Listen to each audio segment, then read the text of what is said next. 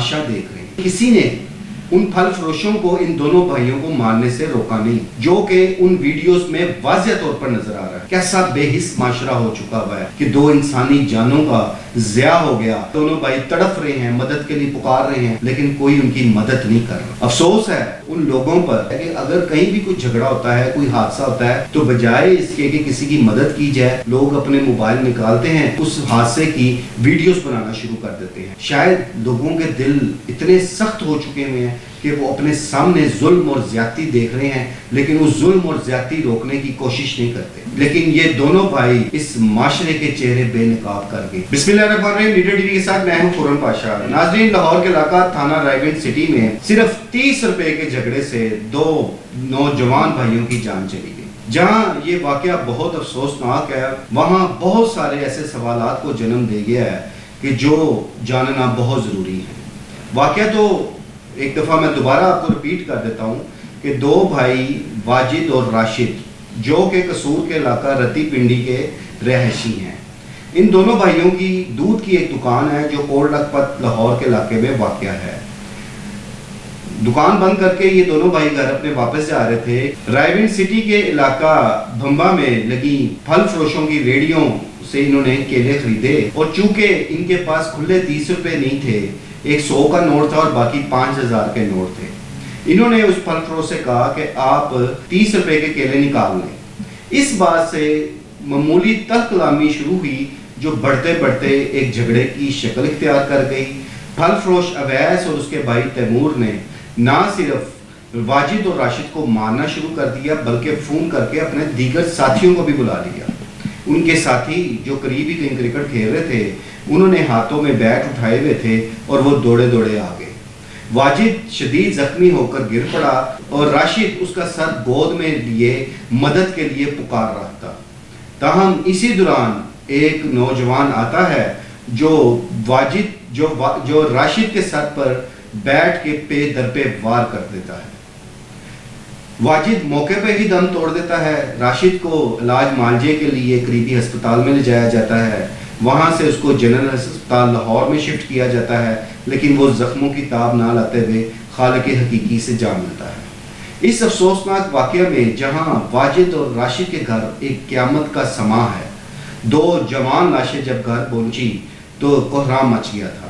वहाँ जो चीज़ें सामने आई हैं, उनमें सबसे अहम बात यह है कि हमारी माशरती बेहिसी, कि वहाँ पे लोगों का एक जमे गफीर था जो इन दोनों भाइयों को बचाने की बजाय, जो इस झगड़े को रोकने की बजाय मोबाइल पर वीडियोस बनाते थे। इस सारे बकुए की लम्हा लम्हा की वीडियोस बनाई गई, लेकिन किसी ने उन फल फरोशों को इन दोनों भाइयों को मारने से रोका नहीं, जो कि उन वीडियोस में वाज़ेह तौर पर नजर आ रहा है।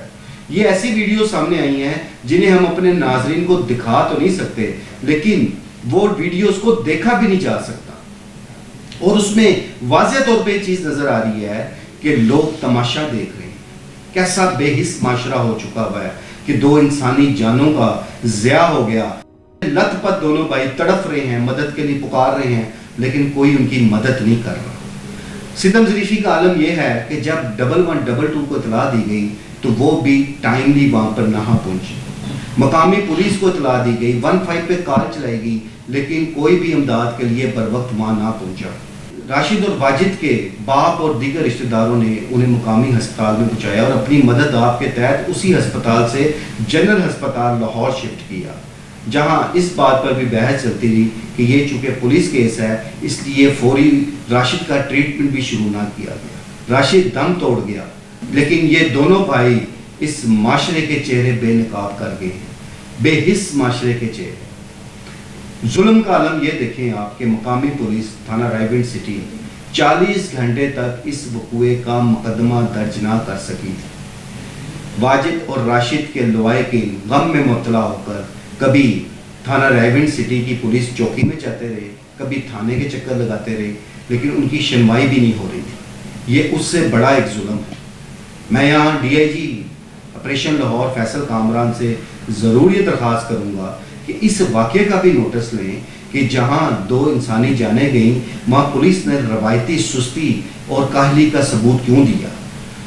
वैसे तो DIG साहब फौरी एक्शन लेते हैं, اور مقدمہ کے اندراج میں تاخیر برتنے والوں کو کبھی معافی نہیں دیتے، لیکن تہار تھانہ رائے گنج سٹی کے ایس ایچ او اور دیگر ذمہ دار اہلکاروں کے خلاف کوئی کارروائی عمل میں نہیں لائی گئی کہ آخر 40 گھنٹے تاخیر سے مقدمہ کیوں درج کیا گیا۔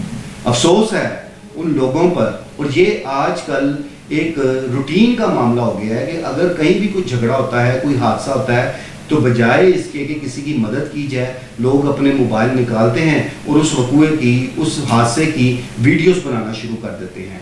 شاید لوگوں کے دل اتنے سخت ہو چکے ہوئے ہیں کہ وہ اپنے سامنے ظلم اور زیادتی دیکھ رہے ہیں، لیکن اس ظلم اور زیادتی روکنے کی کوشش نہیں کرتے۔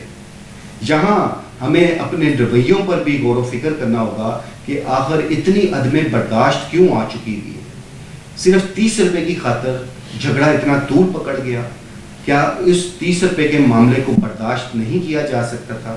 کیا یہ بہت ضروری ہو گیا تھا کہ ان پھل فروشوں اویس اور تیمور نے اپنے دیگر ساتھیوں کو بلا کر کس طرح کا مظاہرہ کرتے ہوئے سر عام ان دو بھائیوں کی جان لے لی؟ یہ سوالات ہر شخص کے ذہن میں ضرور اٹھیں گے کہ ہمارے معاشرے میں اتنی بے حسی کیوں ہو چکی ہوئی ہے۔ میرے اگلے پروگرام تک کے لیے اجازت دیجیے۔ اللہ نے